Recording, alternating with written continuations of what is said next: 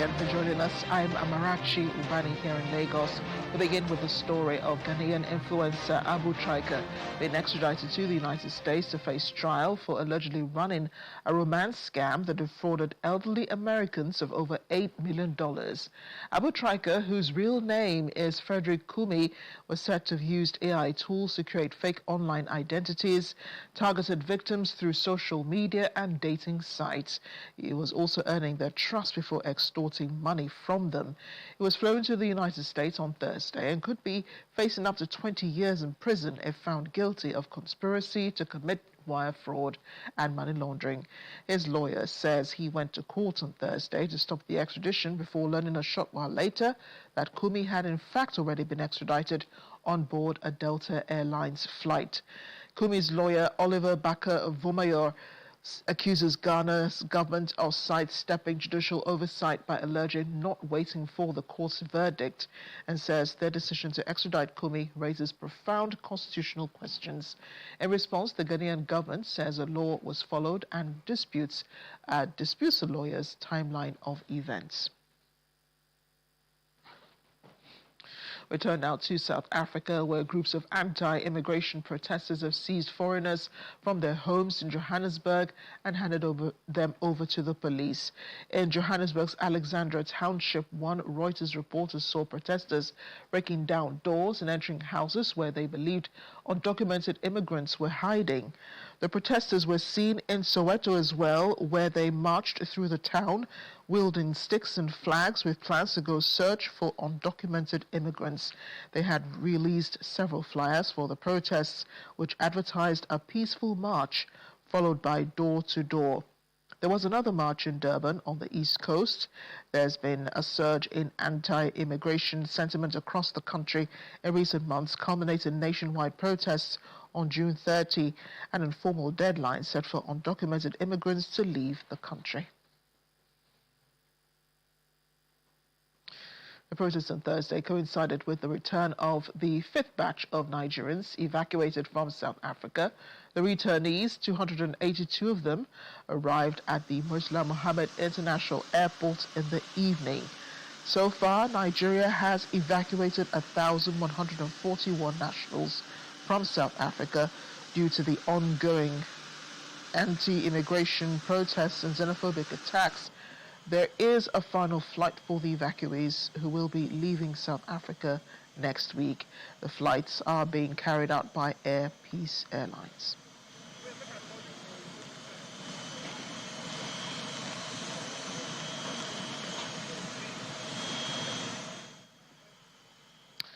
We'll take a look at the situation in South Africa. I'm being joined now by the President Ohanaeze Ndigbo in South Africa, Dr. Ebisi Okoko, and President of Nigerian Citizens Association South Africa, Frank Onyekolu. Mr. Dr. Okoko is in Johannesburg, while Onyekolu is also in Johannesburg as well. Gentlemen, thank you for joining me today. Good evening so much.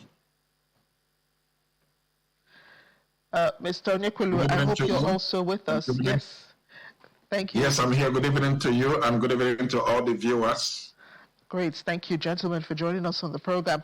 I want us to explore this story a bit more. The fact that protesters are going door to door, home to home, seeking undocumented migrants they claim are living in their country. What are you hearing as regards the door-to-door movement? Let's begin with you, Dr. Okoko. Good evening, viewers, once more, and good evening, my host. Of course, this is something that is going on currently after the 30th of June protest, which they staged. They still vow that every Thursday they will continue protesting. But I think the dimension is entirely different because now they are taking laws into their hands. They're enforcing their own immigration laws rather than allowing the immigration officers or those who are supposed to do it through the state, rather than allowing them to do that. They are now doing to show that actually they are taking laws into their hands. So it's more or less like a mob justice. It's no more like the normal procedure whereby we go through the state, through the institutions of the state to enforce laws. So they are going through that. And the worst aspect of it is that when they are going, they go with police. And now, normally, when there is something like vegetalism or people taking laws into their hands, you need to call the police because there is a bylaw in the country which actually forbids people taking laws into their hands. And what it tells that if there is any issues of maybe somebody is actually attacked verbally or sort of nuisance or disturbances, you can actually call the police or you call the municipality so that they can enforce their bylaws. So now when they go with the police, there's no one else you can call. It means that they are their own court. Apart from the fact that they are enforcing the laws, they are also the court there themselves. So it's quite unfortunate what we are seeing because they are going, even there are those who are documented. So far you are not a South African, so far you are not actually one of the people they think you should be. They will actually come to that person. So that reason why, like the news you got happening in Soweto, happening in Alexandra, happening elsewhere in Ekurhuleni, these are areas where, aside that, even in Durban, so they are doing this and government is actually not able to do anything and actually is not commenting about it. Mr. Nikwelu, this is targeted not only just at undocumented migrants, there are also black migrants that are the main targets, those who are documented and those who are not undocumented. How do you think, Mr. Frank, that this is affecting business and livelihoods for Nigerians still in the country who are unable and probably unwilling to leave the country right now? Thank you so much for the question. This is one of the most worrying question or situation that we have to face. Many Nigerians, not only Nigerians, some African migrants living in South Africa who are legally documented. They have valid visas, they have permanent residence, they have business permits, and some of them have their citizenship. So they are operating a fully registered business, legally paying their taxes and their VATs. But then you will agree with me that fear does not distinguish between documented and undocumented. So some of these businesses are suffering. Some of them have also reduced the hours, their operating hours, just to avoid being victimized, avoid being intimidated or being looted or plundered on. And it becomes more worrying. Even employees, African migrants employees going to work now becomes a fearful activity. You cannot enter a bus, you cannot enter a public transport. You go there, the questions you are asked is, can I see your paper? Can I see your passport? Can I see your legal document? Let me establish this fact. Immigration verification and asking for documentation is a constitutional duty of the state institutions, not civilian groups. But unfortunately, we see them going as far as entering homes, entering businesses, shops. And so as a result of this, there's a loss, a financial loss on many business. Some are psychologically impacted. Some are being afraid. Some are anxiety and stress is creeping in. Many are considering even selling their business or selling their shops just to relocate for fear of their safety or the uncertainty of what might happen. So these are the things we are facing. Unfortunately, these are people that are creating jobs, paying taxes, contributing to the growth of the economy. And when they are shutting down their business, shutting down their doors, how does it help the economy? It will worsen the situation because these are part of the chain business reaction that provides day-to-day basic needs to certain people, mostly those in rural areas, those in some areas where they might find it difficult to go to big shops or the supermarkets. And when they close, it is now breaking the link, causing more panic, more a problem within the community. Of course, they are forced to close their business for fear of their life, their business, their resources, and it's affecting everybody, including us. Yeah, so I'm wondering, when they're closing businesses and then shutting down their lives, how exactly are they coping? Because they still have to appear at the markets, right? To buy food, buy supplies. They still have to go to, socializing. They still have to do that. How exactly are they living in those areas? Dr. Koko, what's the message you're giving to people, especially Nigerians, who live in these areas where, these door-to-door protests are holding? The message is simple. Even before the start of this particular protest, before 30th of June, Zendi was South Africa. We advised all our law-abiding citizens who are actually in South Africa to actually keep low, to actually avoid any kind of confrontation, arguments, or anything that will attract unnecessary attention.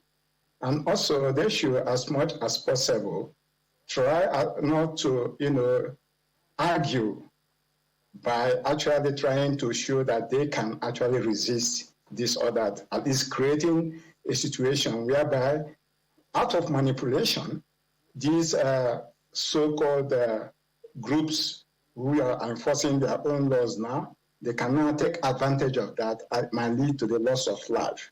So we did that, and of course, we've continued monitoring the situation in different provinces, trying to find out with our listeners who are also over there what is going on, and continue to advise them to be in a safe space, to actually give them a chance. But to be honest with us, most of the people they are targeting currently are those in townships.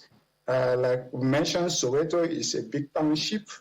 Even Alexandria is a big black township, and also areas in Durban that are big, which are black townships. So those are the areas they are actually going from door to door, harassing people, intimidating people, threatening them, trying to let them know that they don't belong to their country. So what we are saying to our people, they should avoid staying in such areas. They should come towards the metropolitan area. I'm not saying the metropolitan area like Johannesburg that is also safe, but it's much more understandable that at that space, it is a situation whereby there are a lot of people, and we can actually monitor what is going on and be able to intervene if needs be urgently than somebody staying far away from the center of business, or what you call the central business districts. So those are the areas we are asking our people, especially to come and be around. We know, like Mr. Onyekoro mentioned here, most of them have shut their business. Most of them actually have stopped going out.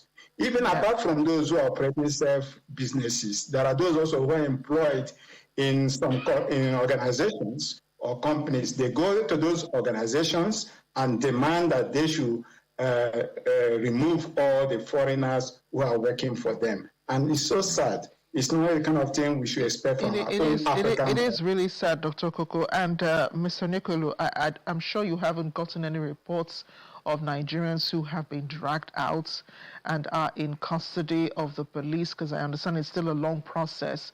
Being arrested on the scene is one thing, and then the deportation doesn't even happen immediately. You might end up staying, in police custody for months or even years.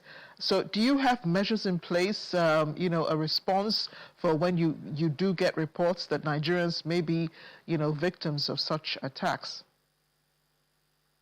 Yes, we are constantly in touch with all our community, our nationals through our community structures.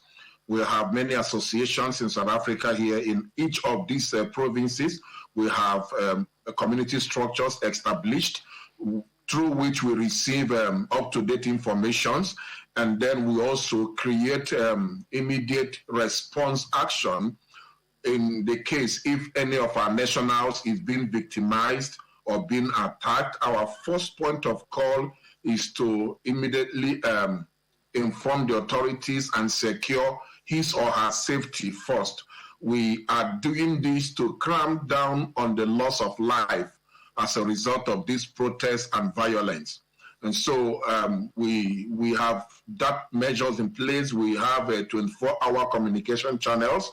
I'm always in touch with the provincial leaders and other state associations, other community associations, even other migrants associations, so we can also stand with one another during these moments. We always continue reaching out and keeping in touch with people on ground, and some of the locals as well that have come to us expressing their own dissatisfaction on how this is being handled, or this expression of hate has been expressed on the foreign nationals. So some of them also call us to say, there is a movement here, or we have seen a group of our people going through this direction. Please warn your people. So we send early information warning our people, please, if you are driving or if you are working in this area, kindly avoid it. If you are having a business operating in this kind of area, please try and shut down and stay with your family for safety and for the protection of your businesses. We also encourage them to reinforce their security, inform the local police authorities if there is any kind of violence or looting within or around their business area. So we are in touch with them, and we also in touch with our consulate office here in Johannesburg and our High Commission in Pretoria. In case if there is an escalation of any situation, we will quickly call the attention of our government representatives to also step in. Together like this, we ensure that our nationals are well secured and protected. Thank you so much, Dr. Amaechi Okoko. Thank you for joining us on the program. And Frank Onikwelu, thank you both for all of the hard work you're doing. We do hope that Nigerians are safe. Those who are unable and unwilling to leave South Africa to come back home, we hope that they're safe in the country. Thank you, gentlemen. Thank you so much for having us. The National Association of Ghanaian Communities in Nigeria has raised alarm over ongoing structural disruptions and safety concerns involving Jonah Capital at River Park Estate in Abuja. During a recent press conference, the association's leadership warned that the alleged targeting of the Ghanaian-backed firm could strain diplomatic and economic relations between Nigeria and Ghana if left unresolved. Following an inspection of the area, the association said it observed what it described as a pattern of selective action, noting that Jonah Capital appeared to be uniquely targeted despite the presence of several other businesses operating within the estate. The association has called on President Bola Tinubu and President John Mahama to intervene diplomatically, ensure the safety of expatriates, and allow the rule of law to prevail. Intervention of the Attorney General of the Federation, who investigated and made a definitive declaration on the innocence of the company's directors. We were glad last year to see media report of an interview granted by Honorable Minister of the Federal Capital Territory, in which his ministerial committee resolved the disputes over ownership of the company and declared Jonah Capital the recognized party to the development lease agreement. We are also aware of the dispute that has since arisen from the ministerial determination that the agreement has expired. We are aware too that Jonah Capital has challenged this position and that this matter is now properly before court of law. It is therefore deeply troubling that action comprising the safety of the company should be taken while this process is underway.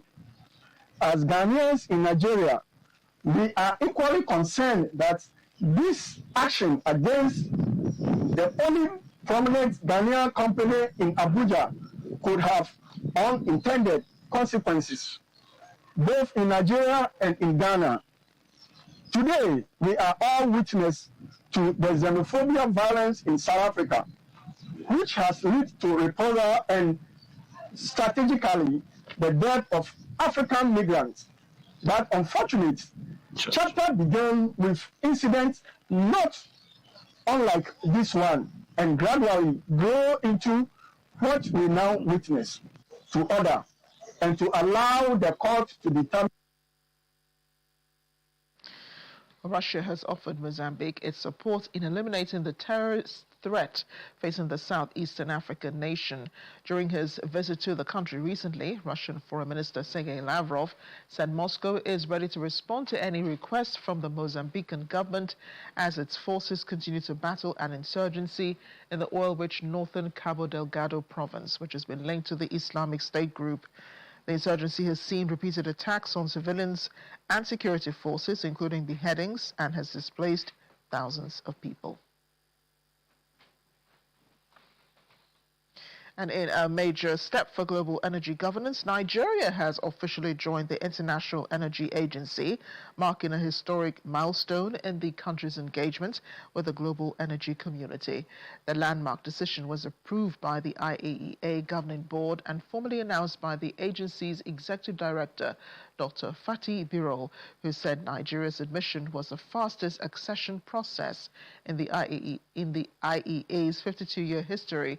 He noted that the move reflects Nigeria's strategic importance, demonstrated leadership and credibility as a reliable global energy partner. Dr. Birol said the IEA association framework will deepen cooperation through enhanced policy dialogue, technical collaboration, data exchange, and support for Nigeria's priorities in energy access, affordability, sustainability, and energy security. Well, away from all of that, Africa's last hope of the 2026 FIFA World Cup game came to an end after France defeated Morocco 2-0 in the quarterfinals, ending the Atlas Lions' impressive campaign. As the tournament's last remaining African side, Morocco carried the hopes of an entire continent into the clash against one of the world's football's strongest teams. Despite the defeat, the Atlas Lions once again showed that African football has firmly established itself among the global elite. Kylian Mbappe opened the scoring for France before Ousmane Dembele added a second goal to seal the victory for Les Bleus and book their place in the semi-finals. The 2026 FIFA World Cup is the first edition to feature 48 teams and is being co-hosted by the United States, Canada and Mexico from June 11 to July 19. Matches taking place across 16 host cities in North America. Between Morocco and France did draw large crowds into the streets of The Hague in the Netherlands, where fans soaked up the football atmosphere under heavy police presence. Police officers monitored the area as Moroccan supporters cheered, danced and waved flags. Flares were also seen burning in the streets, sending thick smoke into the air.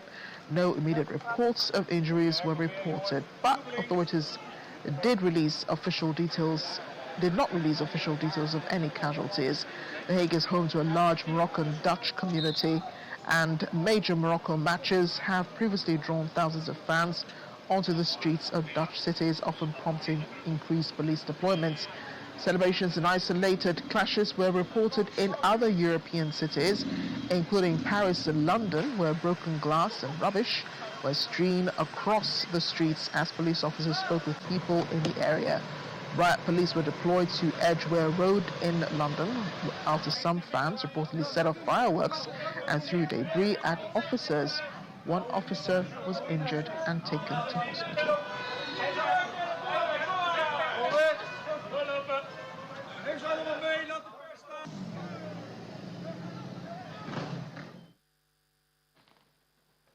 And as we end the program, here's our fun facts for the day and our last for the week. Did you know that Mozambique is the only country in the world whose national flag features an AK-47 rifle? A rifle commemorates the country's armed struggle for independence and its commitment to defending national sovereignty.